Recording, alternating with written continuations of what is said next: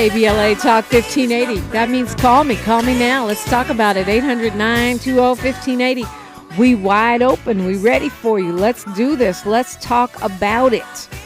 I do want to say liveyourlife.org. That is the organization that those young women are a part of. It's live and then Y-O, life, liveyourlife.org if you want to donate, or maybe you have a young person who wants to get involved. Did you all watch the president's speech on yesterday, his Oval Office address?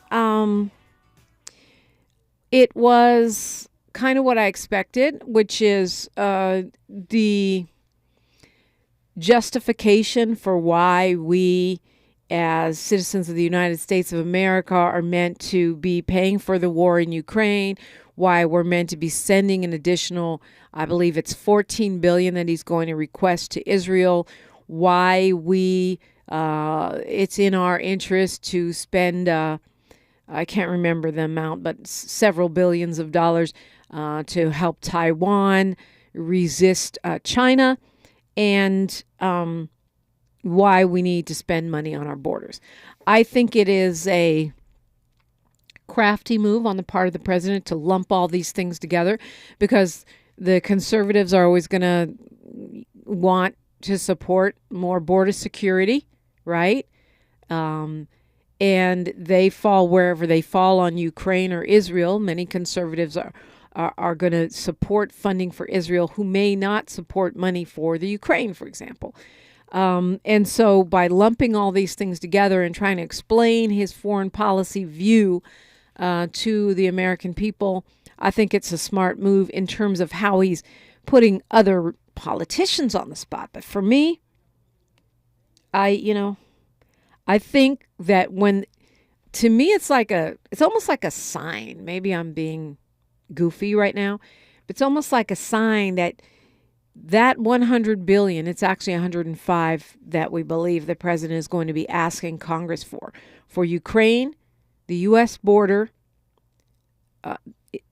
to beef up the Israeli military, and to beef up Taiwan. That 100 million is the billion, is the exact amount of money we would need to feed 4 million American children for 1 year through the child tax credit, by returning that, which we had in 2022 and which went away and threw those 4 million young American children back into poverty. I'm not saying I don't care about the world. I do. But to me, you have to sweep around your own front door. And if we're choosing between buying bombs for Israel and Ukraine and feeding our own babies, I'm going to choose feeding our own babies every single day of the week. That's what I'm going to choose. That's what I think. I mean, I feel like now we're at the point where if you want to get a bunch of money from the U.S., all you have to do is have a war in your country, and we're just going to open up our wallet and start sending you billions. 60 billion is what the president is going to ask for Ukraine. 60 billion. I stand with Ukraine. I do believe we need to uplift their sovereignty, despite other historical, factors, right, that are part of the history of Ukraine. I do feel like we need to stand with those folks. Do we need to spend 60 billion when we have children here that are literally starving? I don't think that's right. I absolutely condemn any civilian loss of life in war, any kidnappings and murders, and obviously, to me it's obvious. I'll say it because people are so amped right now that they don't give each other the benefit of the doubt in conversation. But yeah, what Hamas did was wrong. Yeah, what Israel is doing, the mass bombing of defenseless civilians, is wrong. Here's what I don't get. since the Israeli army is considered one of the top 5 in the world, since they train our police force, that's how good they are at doing war. Why do we need to bolster their military? We already send them billions every year. That's just what we normally do because they're an ally. We send them billions every year. Why do they need an extra 14? You've got one of the biggest, toughest, baddest military operations in the world. Now you're going to go into Gaza as a big dog fighting a little dog, to use a weird analogy, because Gaza barely has any resources. I don't know, Hamas's total military capability. We're told they have all these tunnels and that they're eating just fine while the civilians are starving. I don't know. I haven't independently verified that or even verified that through various news agencies. But what I do know is that Gaza is poor and Israel controls their resources. So why do they need $14 billion from us? When I say controls their resources, I'm talking about water, electricity, and the passage of food in and out, right? That's what I'm talking about. You guys remember the soldier who took off, went into North Korea? Black man.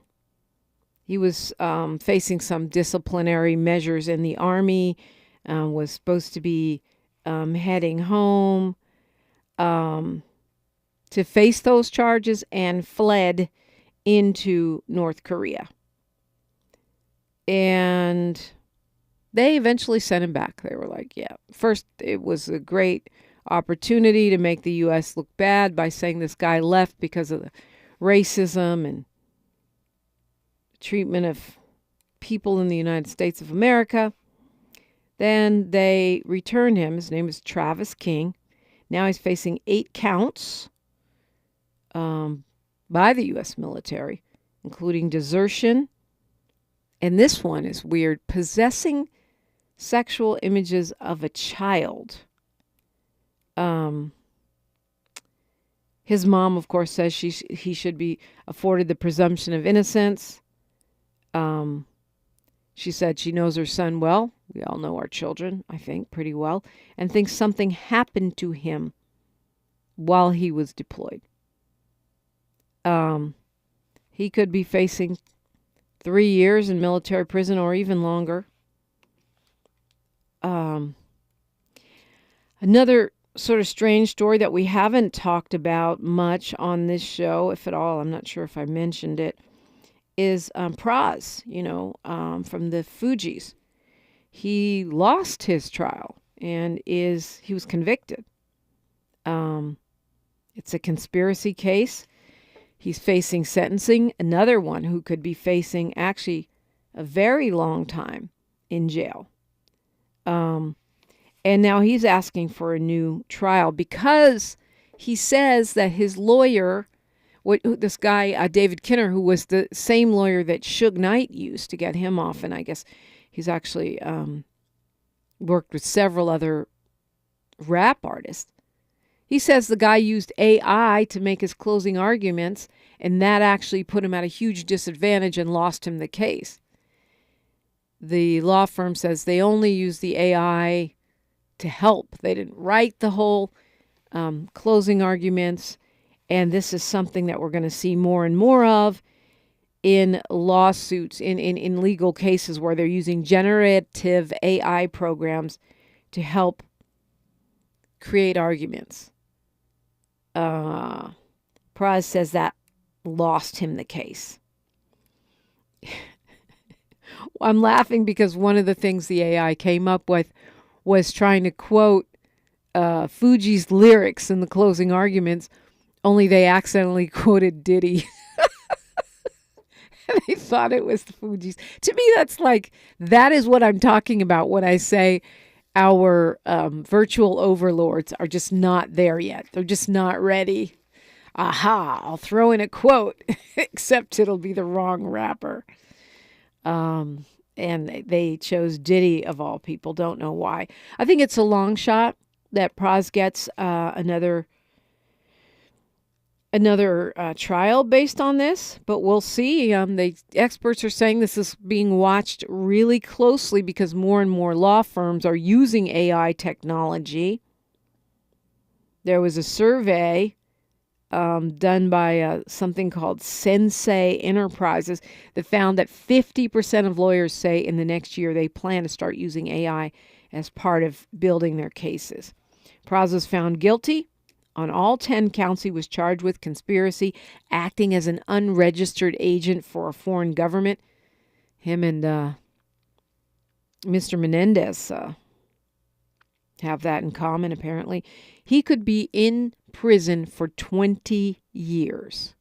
He's free on pending sentencing, and we don't have a date yet for that sentencing. But it's really pretty serious business, and that's his argument. I didn't get effective representation because my attorney, David Kinner, relied on experimental AI technology. Hear about these voter fraud cases, usually black people, and it's hardly anyone, right? They're very rare. It's something Republicans always try to blow up and make it seem like a national epidemic. Yet another woman, a black woman, 69 years old, charged with voter fraud because she thought she was eligible to vote, and apparently she wasn't. Of course it was in Florida. Tell you what happened to her, with her. Her name is Marsha Irvin, when we come forward on KBLA Talk 1580. More of First Things First with Dominique DiPrima when we come forward. KBLA Talk 1580. We've got a lot to talk about. Maisha Cairo here with a quick recap from my time at JP Morgan Chase's Advancing Black Wealth Tour.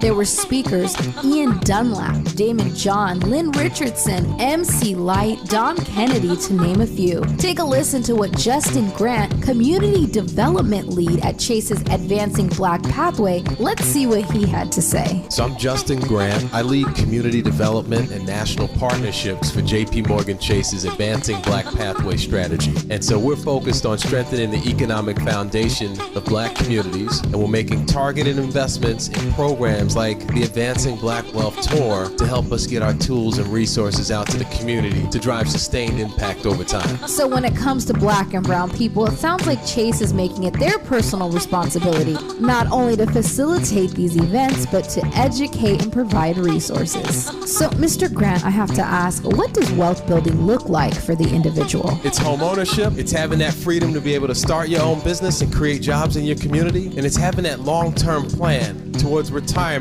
having that vision for what you want your life to be, and you have the resources to actually live it. I'm Maisha Cairo. Thanks for sticking around. That was my recap from Chase's Advancing Black Wealth Tour.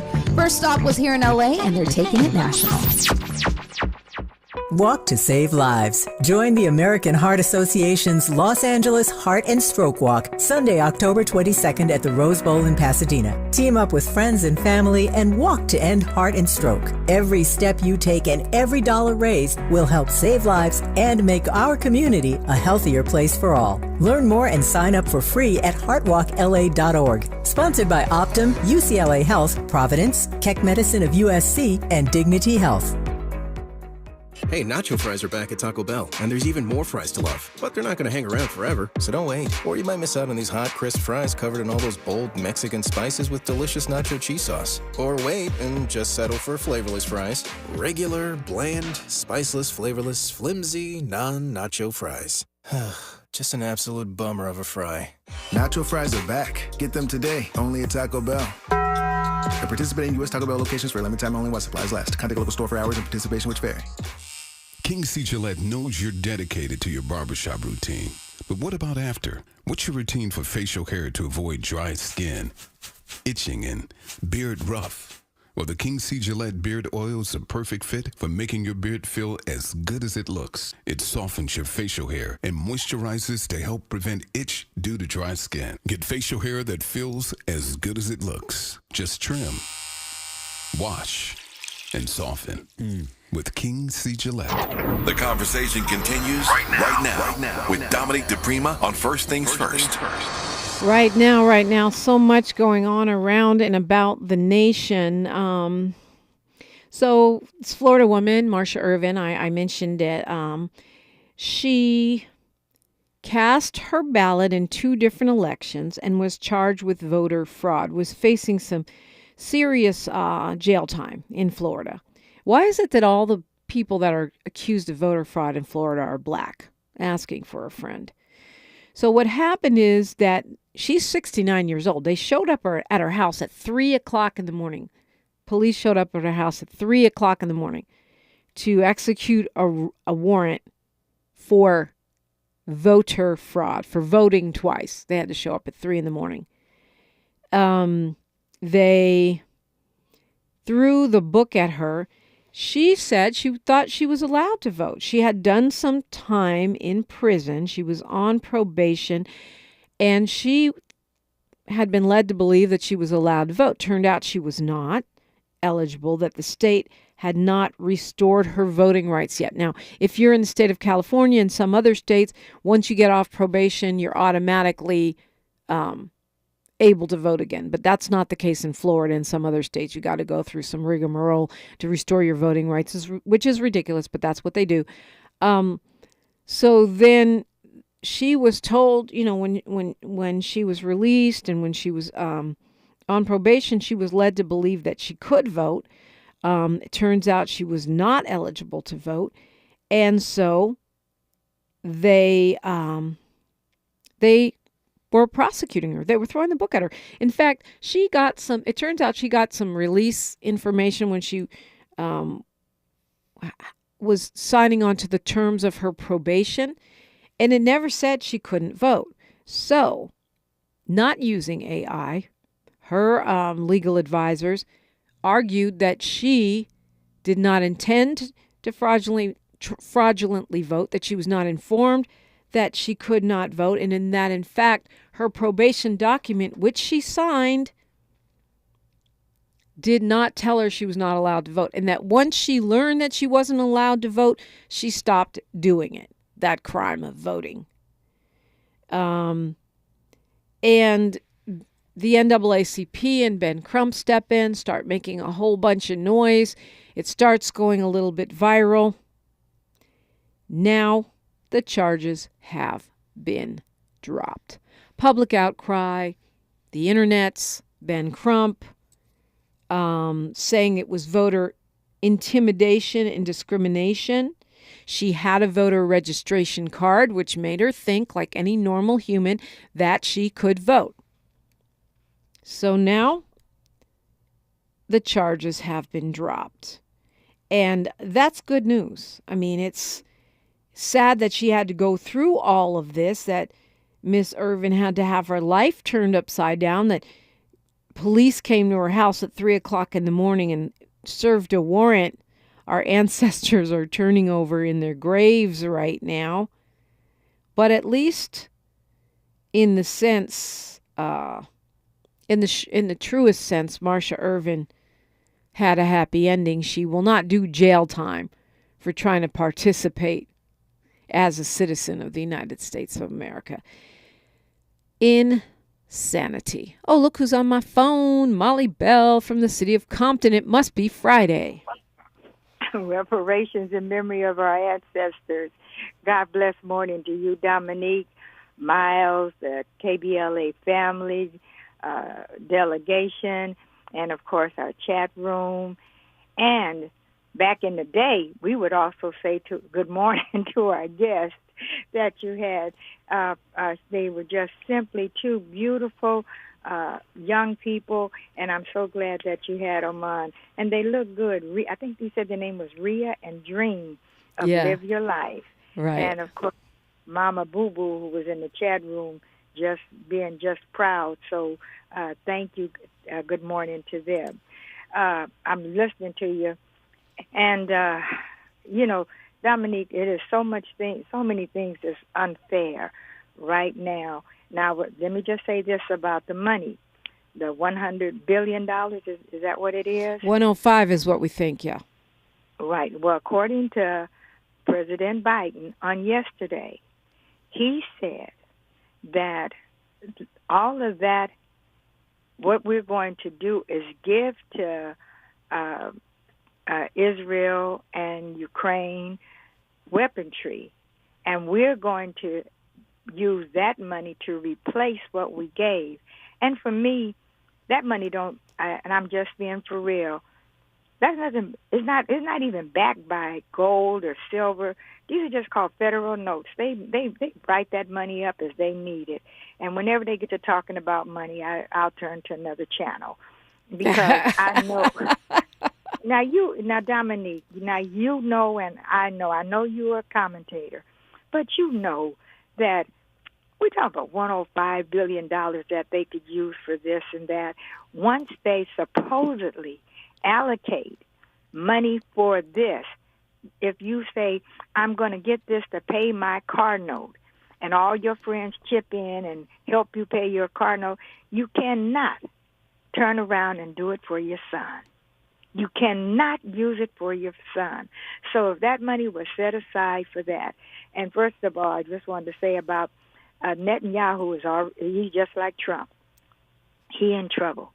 Now they say that Israel is awesome, that they have a war machine and all kind of things.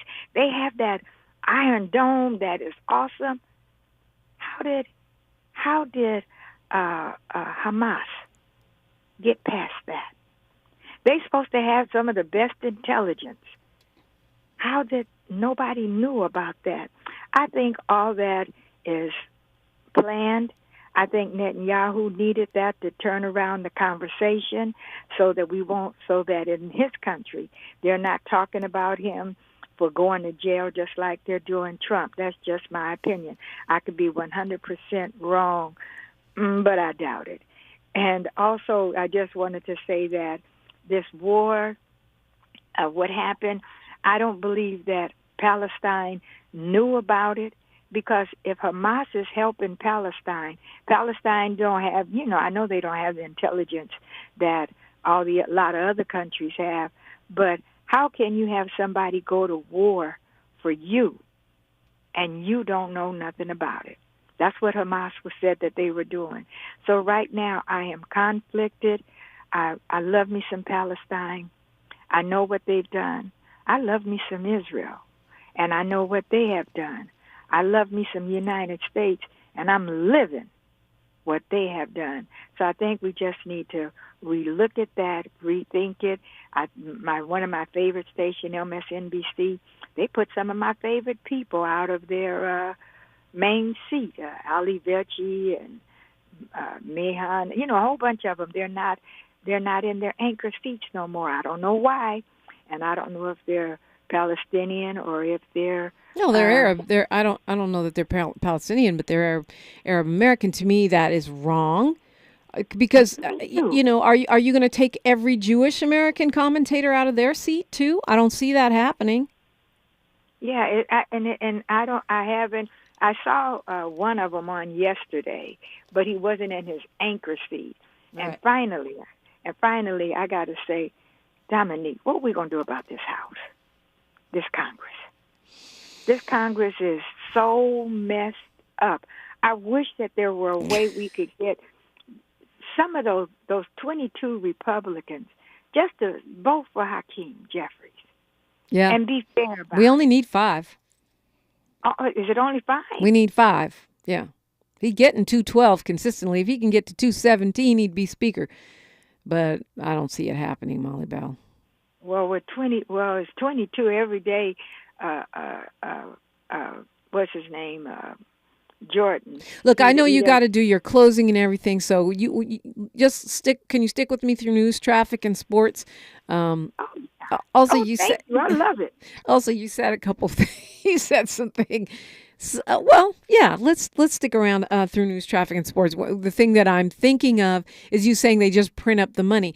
and that if it's already designated for one line item, you can't move it to another. But let's also be clear that Republicans are saying they're talking about the deficit being too big and saying that we can't afford the child tax credit. Well, there's $105 billion you can cut right there from the military budget and use it to feed kids. It's just the principle of it, Molly Bell. Get your response to that, your final thoughts, your closing arguments. When we come forward, you can call too, just like Molly Bell, 800-920-1580. We are KBLA Talk 1580. A safe place to go loud. A great place for progressive politics. KBLA Talk 1580. We thank you for sharing a part of your Friday morning with us here on the Black Information Network. I'm Mike Moore. Now here's the latest from the Black Information Network. A U.S. soldier who crossed into North Korea is being charged with desertion and other crimes. Private second-class Travis King was kicked out of North Korea in September, 2 months after he ran across the heavy militarized border with South Korea, where he had been stationed. The African-American soldier is now in custody at Fort Bliss. In California, the Oceanside Post Office may be renamed after a black pioneer. Representative Mike Levin is pushing the bipartisan bill to rename the post office after the late Charlesetta Reese Allen. Allen, an African-American, was the first president of the North San Diego County branch of the NAACP. And that's the latest. I'm Mike Moore from your 24/7 news source, the Black Information Network and BINnews.com. $10 says your local Staples now accepts Amazon returns. Now when you return an Amazon order at Staples, you receive a coupon for $10 off your next Staples purchase of $30 or more. Exclusions apply. Staples, your new favorite place for Amazon returns. This is the KBLA Sports Minute with Ray Richardson. In case you didn't know, there's a high school in South LA called Maya Angelou High School. The school, built in 2011, is named after the legendary author, poet, and civil rights activist. Maya Angelou's football team is 8-0. They're closing in on the first undefeated regular season in school history and a spot in the City Division II playoffs. Maya Angelou goes for 9-0 tonight at Sotomayor. NFL owners gave Commissioner Roger Goodell a 3-year extension. That should give him more than enough time to keep working on the NFL's sad hiring practices of black head coaches. Only 3 of the NFL's 32 teams have a black head coach. Revenge game tomorrow for USC. The Trojans play Utah at the Coliseum. Utah beat the Trojans in last season's Pac-12 title game. The loss knocked the Trojans out of the college football playoffs. No debates, no speculation, just the info you need. That's your KBLA Sports Minute. I'm Ray Richardson on KBLA Talk 1580.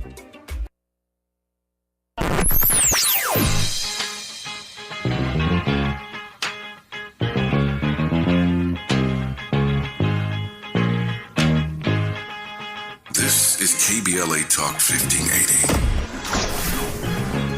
Talk radio. That's music to your ears.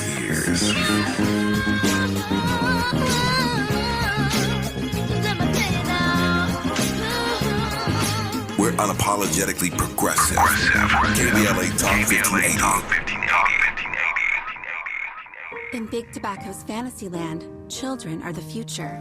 Here, tobacco companies are committed to higher education, offering scholarships to students who submit essays about the benefits of vaping. The tobacco industry even sponsors summer camps for kids. Don't worry, the tobacco-sponsored programs have been linked to leaving your kids more interested in smoking.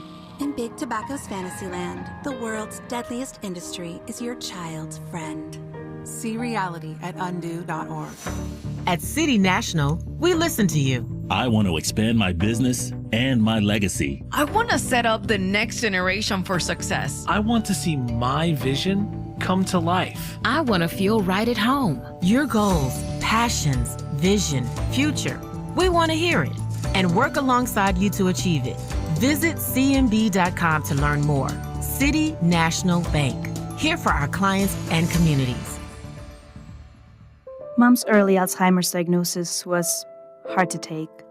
And when I left the oven on, we decided together that it was time to see a doctor and make a plan. Early detection gave us more time to seek out information and support as a family. If you or your family are noticing changes, it could be Alzheimer's. Talk about seeing a doctor together. For more information, visit alz.org/time-to-talk. A message from the Alzheimer's Association and the Ad Council. Hey there, Los Angeles. This is James Lucky Jr., publisher and editor of Los Angeles News Observer. Are you hungry for news that matters to you in the African-American communities of Los Angeles? Well, buckle up, because we got the scoop you've been craving. Stay in the know and never miss a beat with our free weekly publications conveniently available near you. Or hop on the digital wave and become an exclusive subscriber at OGNSC.com.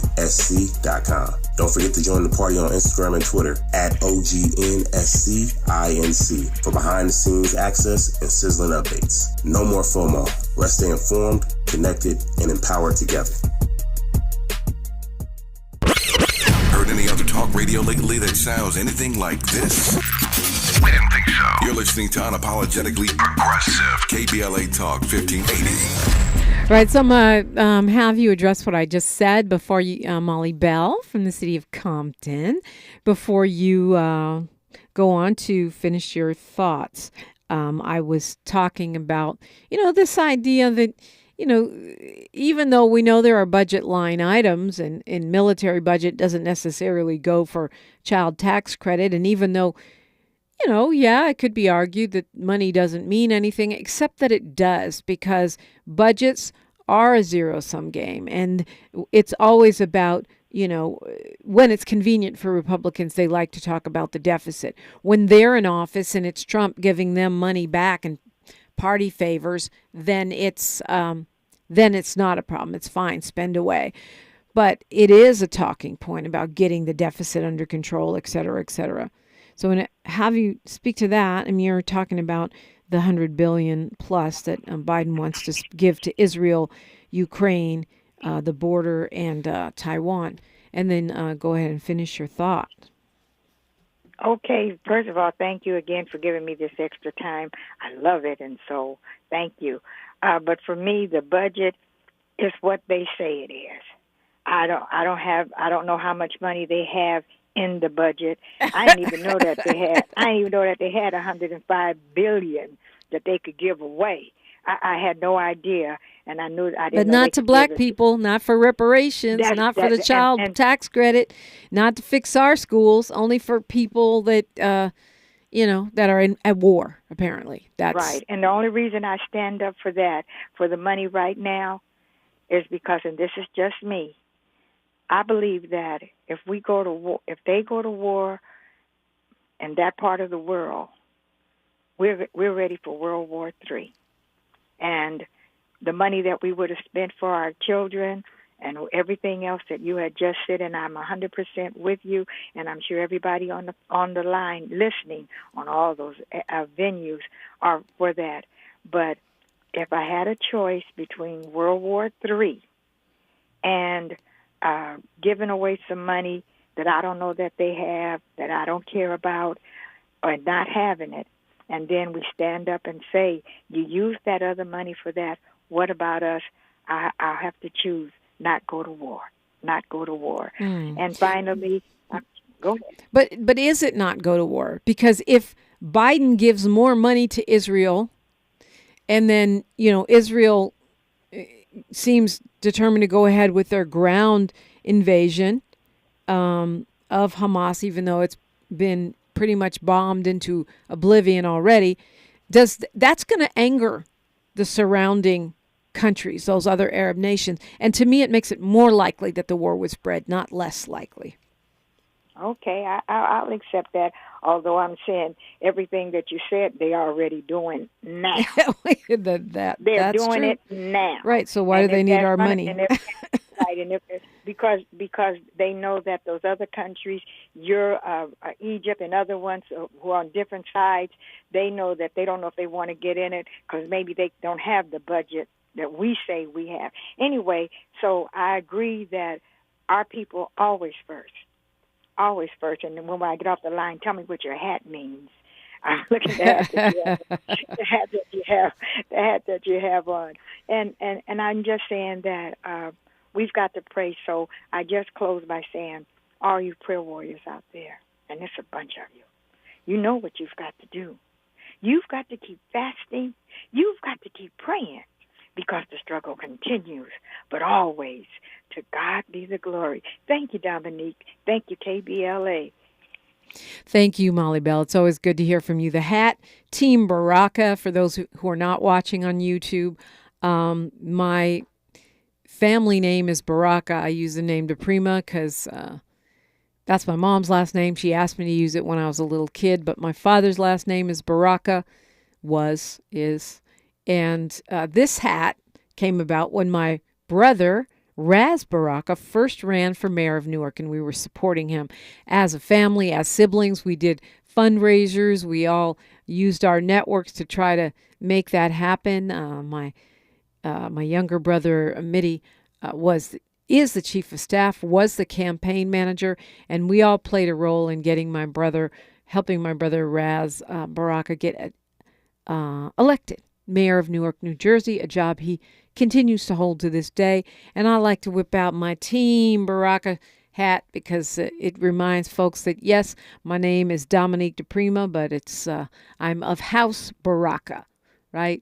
The DNA is there, paying tribute to my father, my brothers, my bonus mom, and absolutely my dad, Mary Baraka, the late and great poet, playwright, activist, etc. So that's why I got my Team Baraka. Plus it's Friday, and this mist out here is foggy every morning. Every morning I walk out the house with cute hair. By the time I get to KBLA, is something else going on. So, yeah. Well, speaking of hair, we'll do a deep dive in the final hour of the show today with one of the premier natural hair care and skin care, body care experts in the country. April Sims will be joining me, so I'm looking forward to that conversation. It's another reason to have on a hat today. Team Baraka all day, every day, Molly Bell. Oh boy. Molly Bell said a lot of things, chat room saying a lot of things. Perhaps, thank you, Ben Frank in the chat. He says he loves the brother Baraka. Not sure if he's talking about the father or the son, but we love both of them. Actually, there's several sons, 3 to be exact. We love all of them.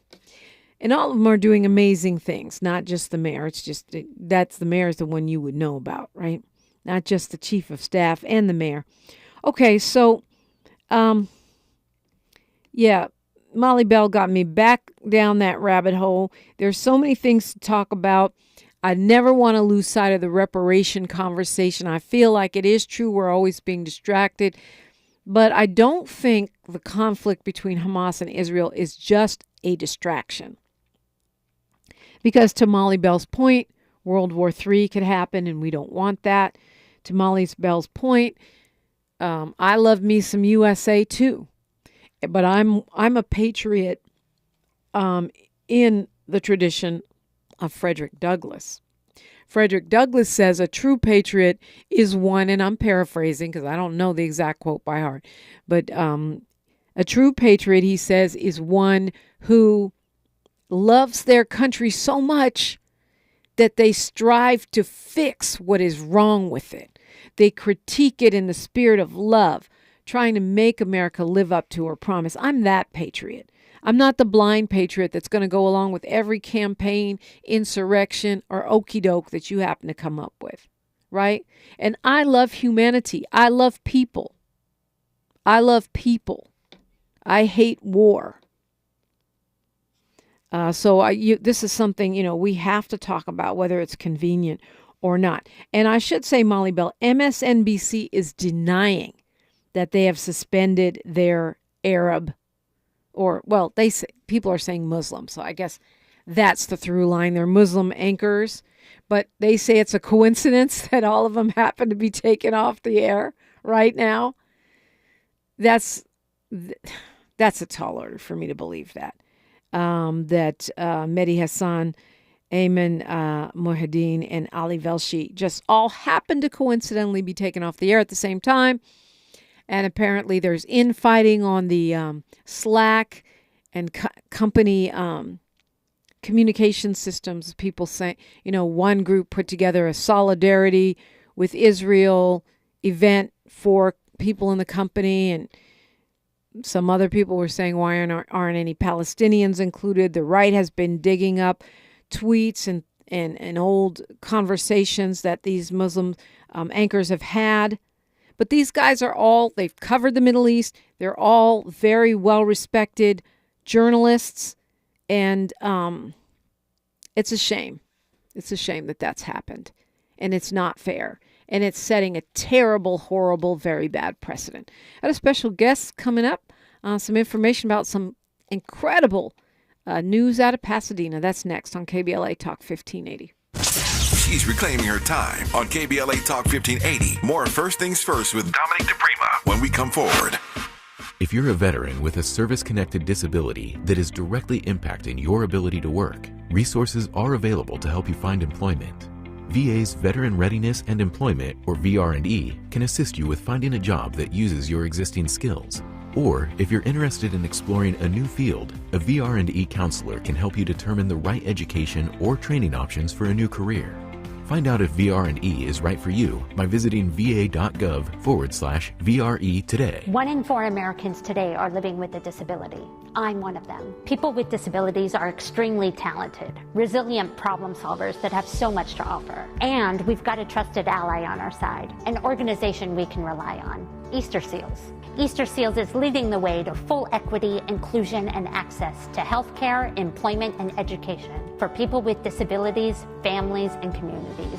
That's my Easter Seals. Make it yours. Learn more and get involved at easterseals.com. It's a different world at Pasadena City College. Come find out why during PCC's On the Yard HBCU Caravan, happening Tuesday, October 24th from 4 to 6 p.m. on the Colorado Boulevard campus of Pasadena City College. Over 20 historically black colleges and universities will be on campus, and some colleges will be offering on-the-spot admissions. You heard that right, on the spot. All you need to do is bring your unofficial transcripts. So come to PCC's On the Yard HBCU Caravan for the opportunity to win scholarships and prizes, enjoy some mouth-watering DD's Chicken Cat Shack, and tasty burgers from Fat Boys for free. It's all happening on Tuesday, October 24th. The HBCU Caravan is proudly presented by PCC's Transfer Center, Office of Inclusion, Equity, Diversity, and Justice, and the California Community Colleges, Chancellor's Historically Black Colleges, and Universities Initiative. For more information, visit pasadena.edu/HBCU or call 626-585-7287. We're celebrating 1 year of the K. From checking out the vibrant art and diverse dining in Lamert Park to cheering on your favorite team in Inglewood, you can choose your own adventure when you ride the Metro K-Line. Leave the car at home and go Metro. Visit metro.net/K-Line.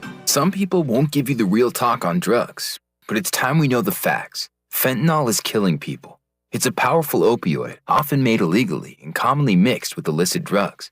It can even be pressed into counterfeit pills that resemble prescription medications. Just 2 milligrams, about the size of a few grains of sand, can potentially be lethal. This isn't an ad to scare you, but it is an ad to make you think twice. Get the facts. Go to realdealonfentanyl.com.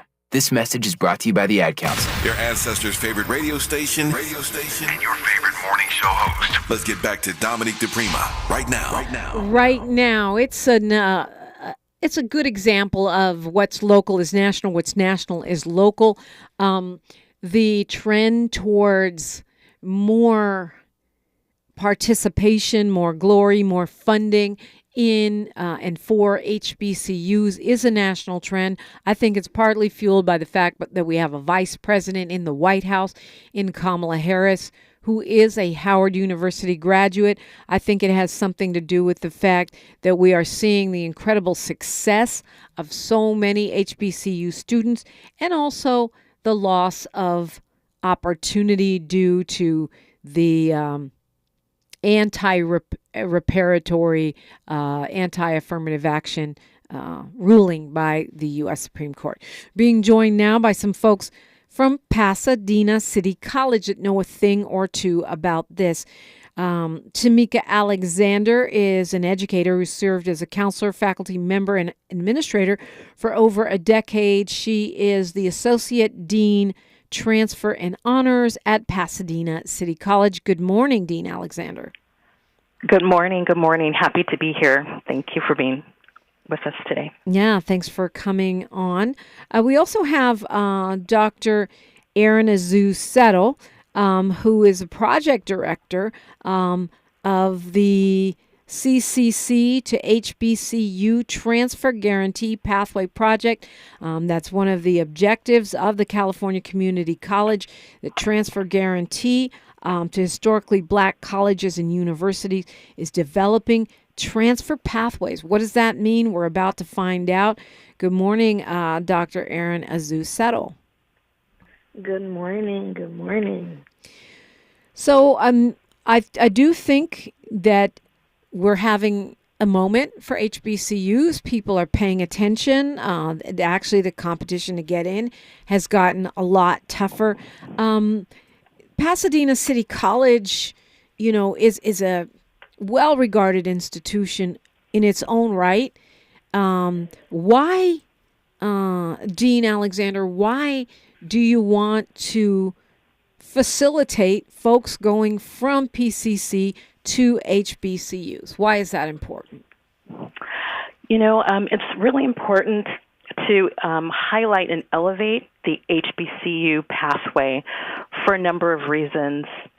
As a practitioner, it's important that transfer preparation is key, and it is our job to help students understand the requirements and give them the tools to navigate what can sometimes be a complex transfer process. So for most community colleges, we push the CSUs, the UCs, and local privates.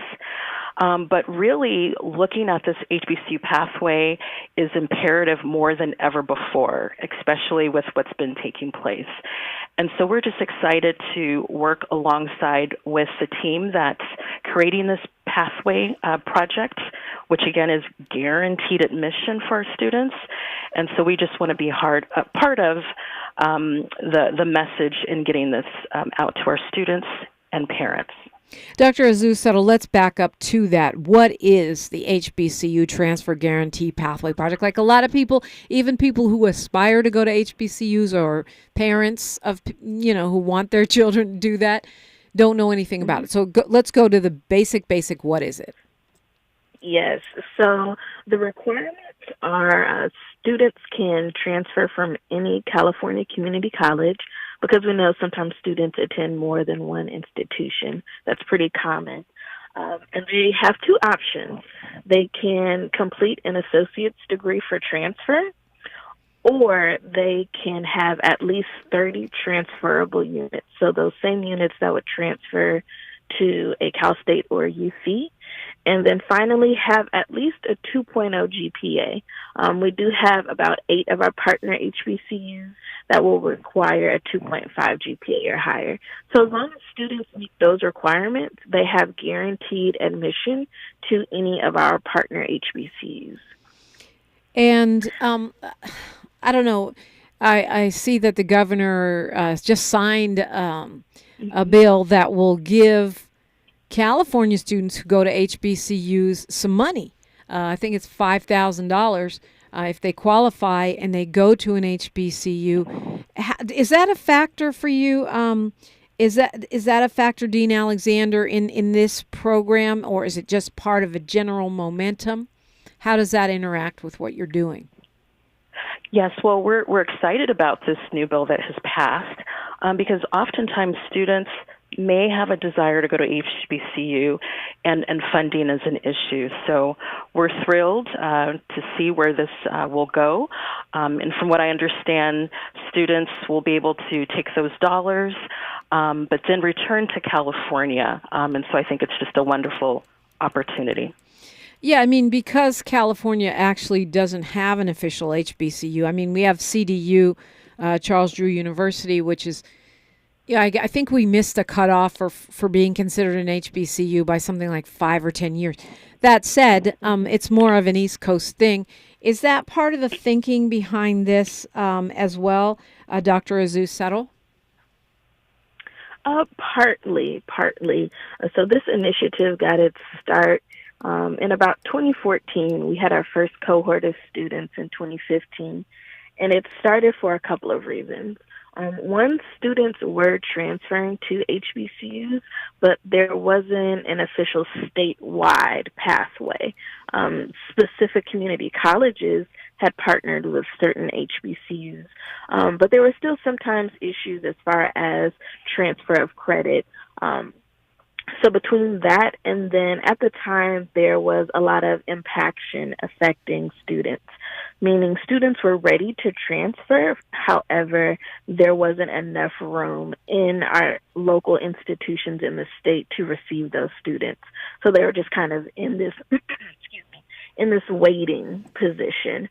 So between those two reasons, that's where this initiative was birthed, to have a formalized, as seamless as possible pathway for students to transfer to HBCUs and also receive some support throughout that transition. Right, because you're going to be paying out-of-state tuition.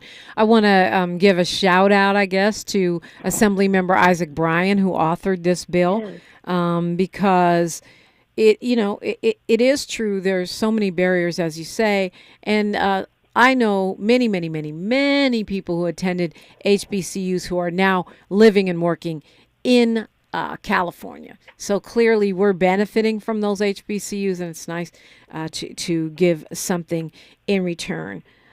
Dean Alexander, you guys are actually having an event. Folks may have heard about it on KBLA. Talk to me about what's happening at PCC, Pasadena City College, on the 24th. Yes, well, we're excited. We are one of the host sites that is going to be hosting the caravan. It's going to take place on Tuesday, October 24th from 4 to 6 on the Colorado campus. We really encourage students to bring copies of their unofficial transcripts. And this is an opportunity for transfer students, connect with those reps, and possibly be admitted on the spot. We're also excited that we have some of our dual enrollment students from Pasadena Unified School District who will also be in attendance. And for those that, many of folks know that high school students that are also community college students are now walking across that high school stage with their associate's degree.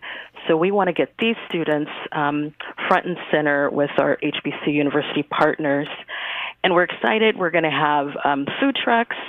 We're going to have some live entertainment, a drum line. And so we really want to kind of create that HBCU vibe on the yard at our local community college so that students can really get a taste of what the experience may be.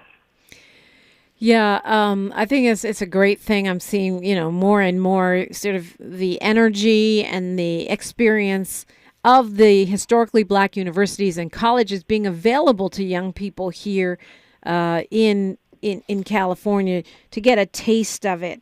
Dr. Erin Azu-Settle, what do you hope folks will get out of this experience? And I also want to ask, let's just start there. What do you hope that people will get out of this experience? All are welcome, right? Yes, all are welcome to utilize this pathway and to attend the event, the caravan event. What do I hope? I hope that students always enter with an open mind, ready to learn and experience, not just academically, but holistically, individually, culturally, all of those aspects, because that's what HBCUs have to offer, not just incredible academic and career opportunities, but opportunities to network and learn about who you are. Yeah. If you're Black going to an HBCU, what does it mean to be a Black man or woman in America, in this world? Because that's what you'll learn, whether you're going in planning to learn that or not. So you go in one way and you're molded and formed to be the best version of yourself. Yeah, absolutely. Got it. It's a really long list of HBCUs that will participate. I see here that you can email transfer programs at pasadena.edu for more info. Giving you the last word here, Dean Tamika Alexander. What do you want folks to know about Pasadena City College? We want students, parents, community members to know that Pasadena is a place for them. We will help you, achieve your dream, your educational goal. And again, we're just really excited to partner with Dr. Aaron, Dr. Helen Young, Dr. McCord in doing this great work because they've really laid a foundation for our students. And so we're excited that our PCC Transfer Center, our Division of Inclusion, Equity, Diversity, and Justice is here to wrap our arms around you if you decide to start at Pasadena City College and then transfer on. Absolutely. Appreciate you checking in with us this morning, Dr. Aaron Azu-Settle and Dean Tamika Alexander. And congratulations. Thank you for the great work you're doing. Thank you. Thank you. Get your hair out from under that hat. You don't have to. Mine's under one. But if you want to, we'll tell you how. It's KBLA Talk 1580. KBLA 1580 Santa Monica. We thank you for sharing a part of your Friday morning with us here on the Black Information Network. I'm Mike Moore. Now here's the latest from the Black Information Network. A U.S. soldier who crossed into North Korea is being charged with desertion and other crimes. Private second-class Travis King was kicked out of North Korea in September, 2 months after he ran across the heavy militarized border with South Korea, where he had been stationed. The African-American soldier is now in custody at Fort Bliss. The bipartisan